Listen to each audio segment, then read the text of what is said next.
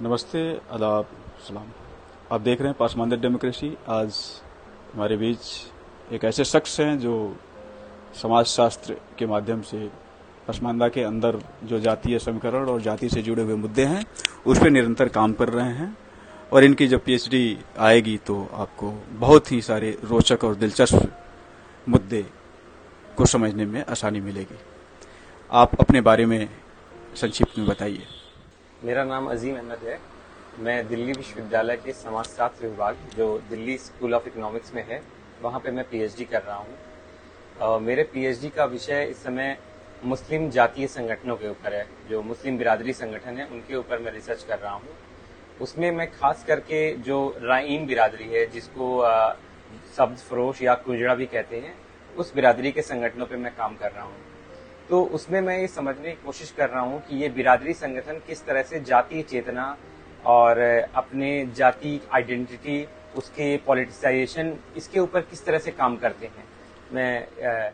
इसके लिए मैंने उत्तर प्रदेश के प्रतापगढ़ जिले में 1 से 1.5 साल के बीच में फील्ड वर्क किया है और उसमें वहाँ पे उनके लोकल लेवल पे जो उनके जातीय संगठन है उनको समझने की कोशिश करी है। तो खास करके उनकी जो बिरादरी पंचायत है वो कैसे बदल रही है, क्योंकि इस समय बिरादरी पंचायत का वो महत्व अब नहीं रह गया है जो 20, 30, 40 साल पहले रहा करता था। तो पिछले 30-40 सालों में किस तरह से ये बिरादरी पंचायत बदली है और उसका क्या रूप है और उसका रिलेवेंस कम क्यों हुआ है, और इसके बाद बिरादरी पंचायत के महत्व कम होने की वजह से और कौन सी नए संगठन बाहर आए हैं। एक हम सभी जानते हैं हर बिरादरी और हर कास्ट के कास्ट एसोसिएशन है, तो उसमें कैसे लोग जुड़ रहे हैं। लेकिन उसके साथ साथ मैं एक चीज और नया देख रहा हूं अपने रिसर्च में कि बिरादरी पंचायत और कास्ट एसोसिएशन के बीच में और कई सारे छोटे छोटे संगठन हैं और ये छोटे छोटे संगठन अलग अलग कस्बों में, अलग अलग शहरों में बन रहे हैं। उसमें से मेरे रिसर्च में जो मैं देख पाया हूँ, उत्तर प्रदेश में प्रतापगढ़ जिले में एक राइन बिरादरी का एक संगठन है जिसका नाम राइन फाउंडेशन है। और ये राइन फाउंडेशन जो है ये पंचायत और एसोसिएशन के बीच का एक संगठन है और इसका मेन फोकस, अगर मैं कम शब्दों में आपको बताऊं तो ये ऐसा बिरादरी संगठन है जो एक यूनिवर्सल संगठन बनने की कोशिश कर रहा है।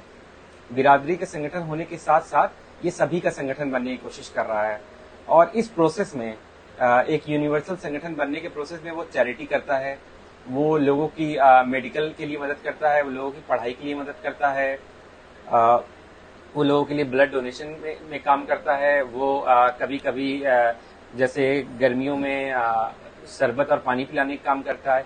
इन सब काम को करते हुए और इन कामों में उनके जो जिनके लिए काम कर रहे हैं वो सिर्फ उनके बिरादरी के लोग नहीं हैं, वो उनके हिसाब से वो सर्व समाज के लोग हैं और उसमें राइन बिरादरी से बाहर के लोग और मुस्लिम समुदाय के बाहर के लोग भी हैं।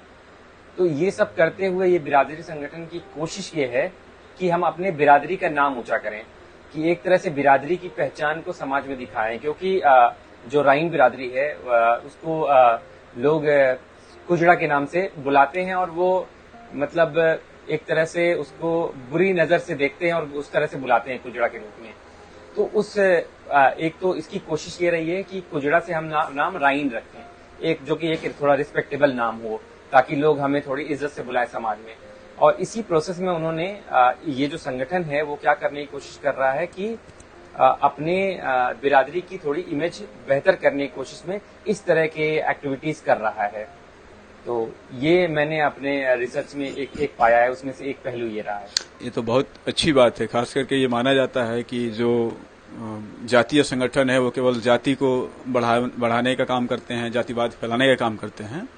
लेकिन आपकी एक फाइंडिंग्स जो है, जाहिर सी बात है कि रिसर्च स्कॉलर जो देखता है अपने नज़र से वो एक अलग नज़रिया होता है। तो ये आपकी जब थीसिस आएगी या फिर आपकी बात को जब लोग सुनेंगे तो बहुत सारे लोग जो लोग इस प्रेजुडिस से ग्रसित हैं कि जातीय संगठन जातिवाद फैलाता है, वो लोग इससे बाहर आएंगे। मुझे लगता है ये बहुत अच्छी बात है और मुझे लगता है कि जो रिसर्च स्कॉलर खास करके नए नए एस्पेक्ट पे जो काम कर रहे होते हैं उनके छोटे छोटे राइटिंग्स जनता के बीच में भी जानी चाहिए ताकि कंटेम्प्रेरी तरीके से जो सोशल चेंज हो रहे हैं उसका असर उस पर पड़ सके और तभी फाइनली मुझे लगता है कि जो एक रिसर्चर होता है वो ज्यादा कामयाब होगा।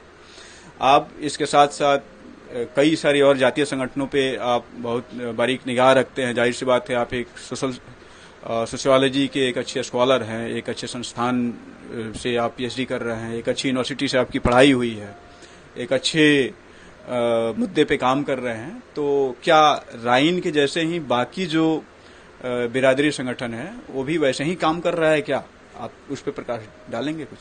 जी, जैसे और भी इस तरह के मुस्लिम बिरादरी संगठन हैं, फॉर एग्जांपल सलमानी बिरादरी का संगठन है, या अंसारियों के कई सारे संगठन हैं, या और बिरादरियां जैसे धोबी बिरादरी के संगठन हैं। इस तरह से कई सारी बिरादरियों के बहुत सारे संगठन हैं। उनका एक तरह करने की कोशिश कर रहे हैं। ऐसा नहीं, मैं नहीं कहूंगा कि वो जाति से बाहर आने की कोशिश कर रहे हैं। वो एक तरह से अपनी जाति को एक सोशल मोबिलिटी देने की कोशिश कर रहे हैं। एक ऑनरेबल, एक बेहतर इमेज बनाने के साथ साथ वो अपने जाति को थोड़ा सा इस जो हायरार्की का जो लैडर है उसमें थोड़ा ऊपर उठने की कोशिश कर रहे हैं इन सारे एक्टिविटीज के थ्रू। वो चाहे इस तरह के चैरिटेबल काम हो या और भी इस तरह से समाज को अपने जोड़ने की कोशिश करना, कि अपना पॉलिटिकली अपने आप को रेलेवेंट बनाना, ये सब प्रोसेस में वो अपने जाति को थोड़ा सा, बिरादरी को ऊपर उठाने की कोशिश कर रहे हैं। लेकिन इसके साथ साथ वो इस तरह के चैरिटेबल काम भी कर रहे हैं, और बहुत बड़े लेवल पे तो नहीं, लेकिन ये संगठन कहीं ना कहीं कुछ जैसे जैसे इस तरह से जो पसमानदा चेतना बढ़ी है, उससे इसमें से कुछ संगठन कुछ लेवल पे कोशिश कर रहे हैं कि वो अपने अलावा अपने जो सेम लेवल पे और भी बिरादरियां हैं, पसमानदा बिरादरियां हैं, उनके साथ उनके बारे में बातचीत करके उनके साथ जुड़ के अपने मुद्दे को आगे बढ़ाने की कोशिश करें। तो दोनों काम इस तरह से हो रहा है। एक तरफ अपने जाति का सोशल मोबिलिटी करने की, थोड़ा सा समाज में ऊपर उठने की कोशिश कर रहे हैं, उसके साथ साथ छोटे लेवल पे ही सही, लेकिन ये काम भी कहीं कहीं हो रहा है कि पसमानदा बिरादरियों के साथ मिलजुल के अपनी समस्याओं को, अपने राजनीति को आगे बढ़ाने की कोशिश भी कर रहे हैं।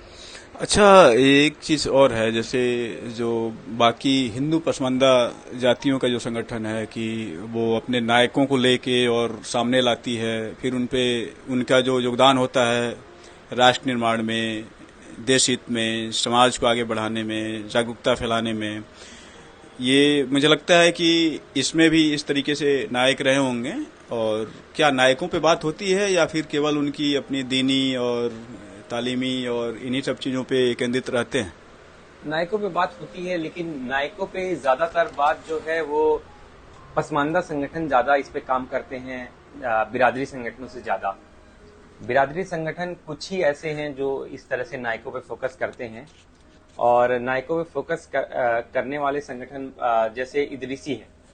इदरीसी अपने संगठन में वीर अब्दुल हमीद की बात करते हैं, एक नेशनलिस्ट आइकन रहे हैं। उसके अलावा और भी संगठन इस तरह काम करते हैं, लेकिन उनका उतना फोकस इस पे नहीं रहता है। वो ज्यादा, जैसे आपने कहा, दीनी मामलों में, ज्यादा दीनी मामलों के थ्रू अपने बिरादरी को आगे बढ़ाने की कोशिश करते हैं।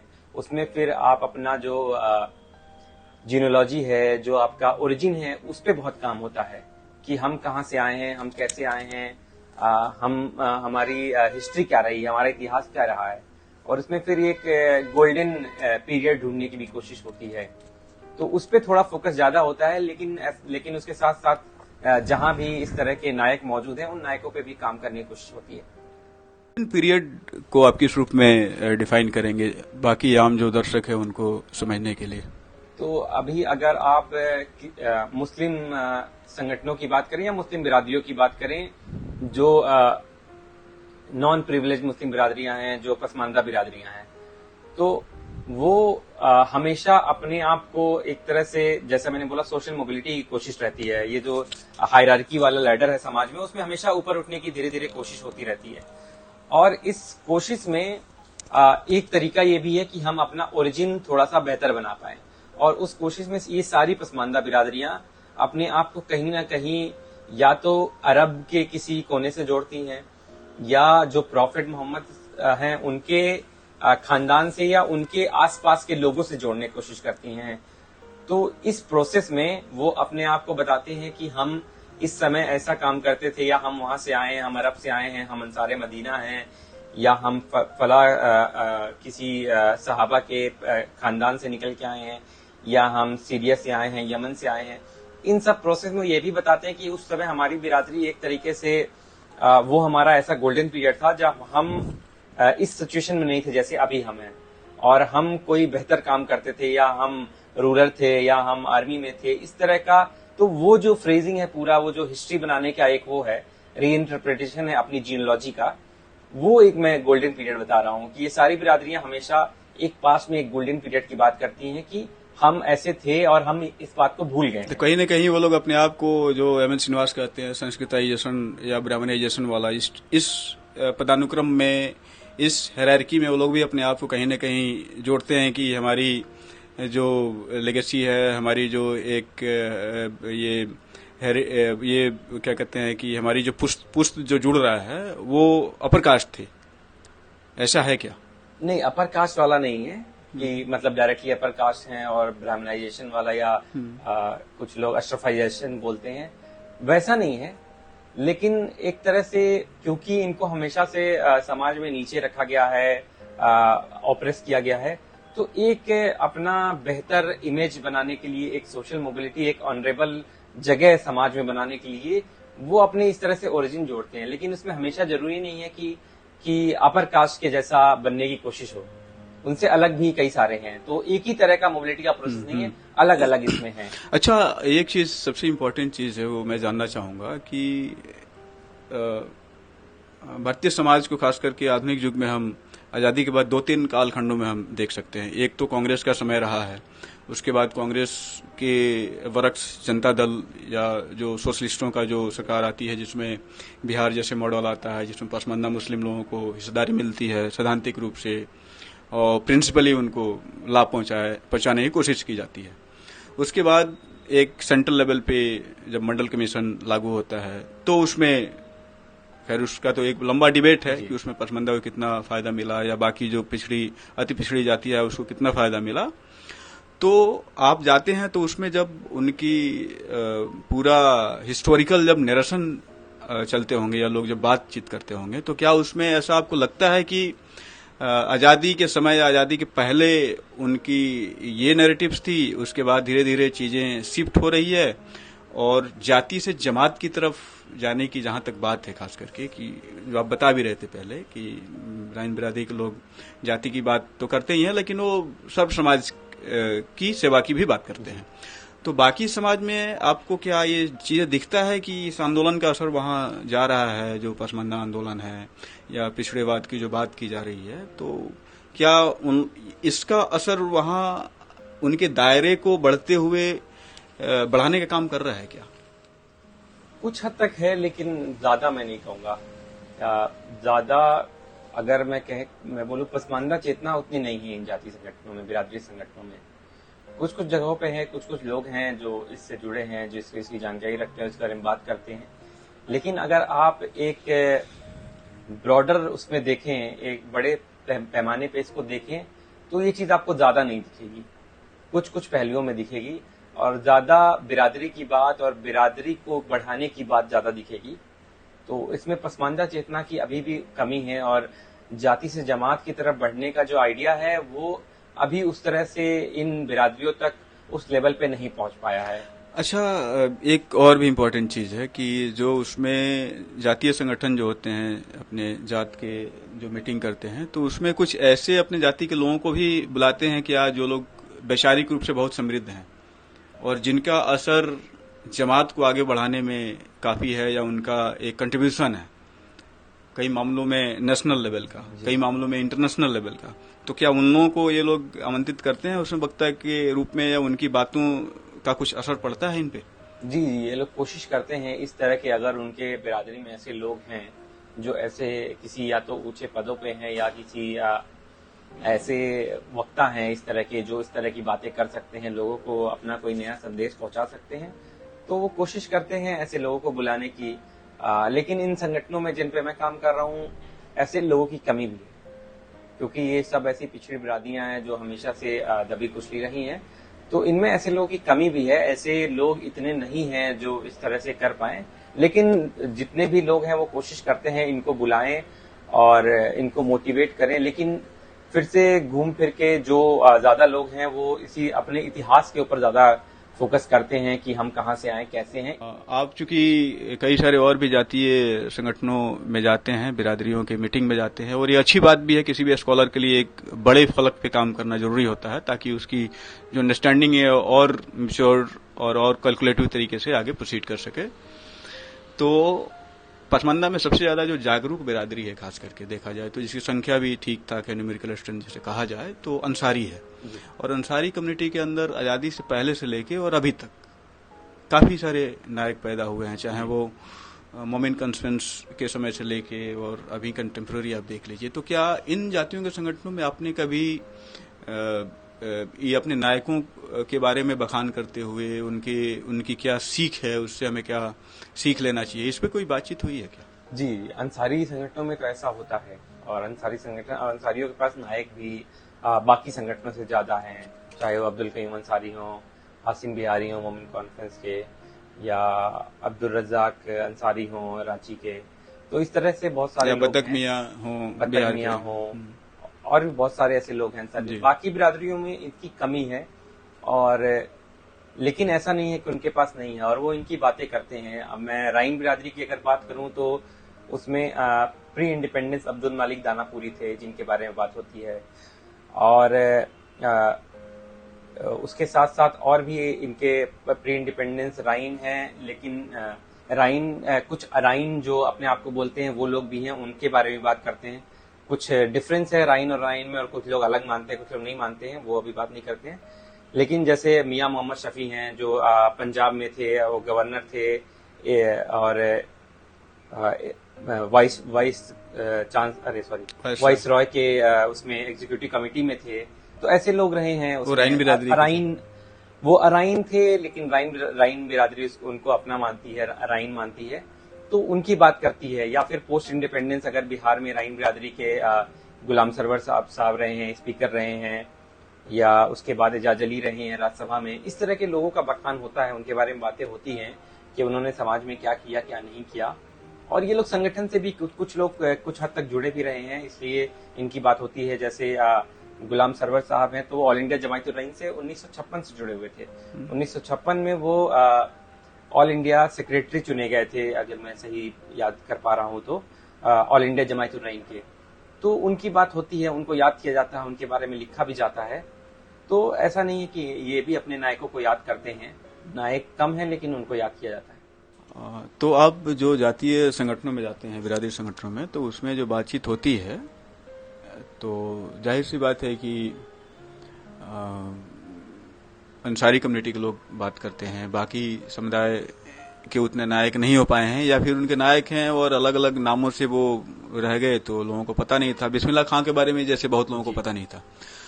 अब मुझे नहीं मालूम कि आप जाते हैं बिस्मिल्लाह खान की बिरादरी के किसी जातीय पंचायत में, तो उसमें उनके बारे में चर्चा होती है कि नहीं होती है? क्या आप ऐसा कहीं देखे हैं कि जो निचले स्तर के लोग हैं, जो हलाल खोर हो गए, या बाकी जो गदेड़ी या इस कम्युनिटी के कोई व्यक्ति आपको मिले, यदि मान लीजिए कि जातीय पंचायत नहीं भी हो रही है, तो उस कम्युनिटी के कोई लोग मिले, उनसे बातचीत में, तो क्या अपने नायकों के बारे में उन्हें पता होता है? जी, मतलब इन बिरादरियों के बिरादरी संगठनों में तो मैं नहीं जा पाया हूँ, क्योंकि इनके संगठन अगर हैं भी तो बहुत छोटे हैं, और उनके उस तरीके के मीटिंग या कॉन्फ्रेंसेस नहीं होती हैं, उनके उतना पब्लिकली एक्टिव नहीं है। लेकिन मैं इनके कुछ एक्टिविस्ट से मिला हूँ जो इन संगठनों से या तो अभी जुड़े हैं या पहले जुड़े रहे हैं, अभी वो इंडिविजुअल अगर हैं तो ऐसा, तो ये लोग, ऐसा नहीं है कि इनके अंदर चेतना नहीं है, इनके अंदर भी जाति चेतना है, और इनमें भी कई सारे लोग पसमानदा मूवमेंट जुड़े हुए हैं। जैसे एक आजमगढ़ में है अंसार पसमानदा करके, वो हलालखोर बिरादरी से हैं, तो उनको अपनी जाति चेतना भी है, पसमानदा चेतना भी है। वो अपने नायकों के बारे में बात करते हैं, पसमानदा नायकों के बारे में बात करते हैं, पसमानदा मूवमेंट से काफी दिनों से जुड़े रहे हैं, और उसके बहुत शुभचिंतक हैं, और हमेशा से इसके लिए काम करते रहे हैं। तो ऐसा नहीं है, ऐसी जो हमारे अगर दलित मुस्लिम बिरादरियां हैं जो आप जिनकी बात कर रहे हैं, तो इनके अपने संगठन हैं, लेकिन छोटे संगठन हैं और उस लेवल पे काम नहीं कर पा रहे हैं। लेकिन ये भी अपने नायकों के बारे में बात करते हैं, सोचते हैं, और साथ साथ इसमें से जितना भी जिस लेवल पे भी हो सकता है वो पसमानदा चेतना से भी जुड़ने की कोशिश करते हैं और एक तरह से जाति से जमात की तरफ बढ़ने की भी कोशिश करते हैं। अंतिम एक बात, चूंकि अब तो लगभग हमने ये सब चीजों के बारे में जान लिया कि आप किस किस तरीके से अपना पीएचडी को प्रोसीड कर रहे हैं। अभी जो काम हो रहा है, खास करके पिछले कुछ दिनों से जो रवानगी आई है पसमानदा साहित्य सृजन में या उस पर बातचीत करने में, इसका भविष्य आप किस रूप में देखते हैं एकेडमिक्स में और सोसाइटी में? पसमानदा का जो पिछले कुछ सालों में इसकी बातचीत बढ़ी है, एकेडमिक्स में काफी बढ़ी है, उसका श्रेय जाता है अलियानो जैसे लोग को जिन्होंने ये साहित्य पैदा किया। उन्होंने अपनी किताब लिखी मसावत की जंग, दलित मुसलमान, और अभी उनकी नई किताब आई मसूद फलाई साहब ने अपनी किताब लिखी, उससे बहुत आगे बढ़ा। और जिन लोगों ने किताब नहीं भी लिखी और समाज में काम किया है उन लोगों से आगे बढ़ा है। तो इन लोगों के कंट्रीब्यूशन की वजह से ही अब एकेडमिक्स पे काम करना शुरू कर रहे हैं। अगर ये लोग इस तरह का काम नहीं करते तो एकेडमिक्स में इसका काम नहीं होता। तो मैं इसमें ये देखता हूँ कि अभी और जरूरत है इस तरह के साहित्य बनाने की। तो जो लोग इस तरह से पसमानदा आंदोलन से जुड़े हैं, पसमानदा संगठनों से जुड़े हैं, जिनके ऐसे एक्सपीरियंसेस हैं, उनको जरूरत है कि इन चीजों को डॉक्यूमेंट करें, इन चीजों को लिखें। जो एकेडमिक्स में लोग हैं वो इस पे काम करते हैं, जब ऐसा कुछ होता है वो इसको क्रिएट नहीं कर पाते हैं। नहीं तो पसमानदा मूवमेंट पे काम 20 साल 25 साल पहले होना चाहिए था, वो नहीं हुआ। वो अब इसलिए हो रहा है क्योंकि इस तरह से जो हमारे मूवमेंट में लोग हैं, जो एक्टिविस्ट हैं, उन्होंने इस पे काम किया है। तो ये अच्छी बात है कि इतना साहित्य, इतना डॉक्यूमेंटेशन हुआ है, लेकिन अभी बहुत जरूरत है लिटरेचर की, मतलब साहित्य के रूप में उस पे कहानियां लिखी जाएं, उस पे कविताएं लिखी जाएं, उस पे नॉवेल लिखे जाएं। और मेरे ख्याल से शुरुआत सबसे पहले होगी और होनी चाहिए, लोग अपना एक्सपीरियंस लिखें, अपना तजुर्बा लिखें, अपनी जीवनी लिखें।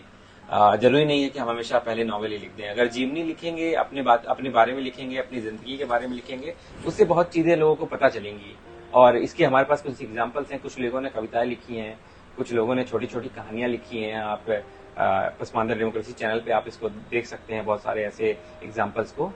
तो उससे क्या होगा, एक साहित्य पैदा होगा जिससे लोगों को समझ पैदा होगी कि ये क्या है, कैसे है। सिर्फ हमारे बात करने से या किसी के बात करने से, बताने से कि पसमानदा क्या है और पसमानदा मूवमेंट क्या है, लोगों को बात नहीं समझ में आती है।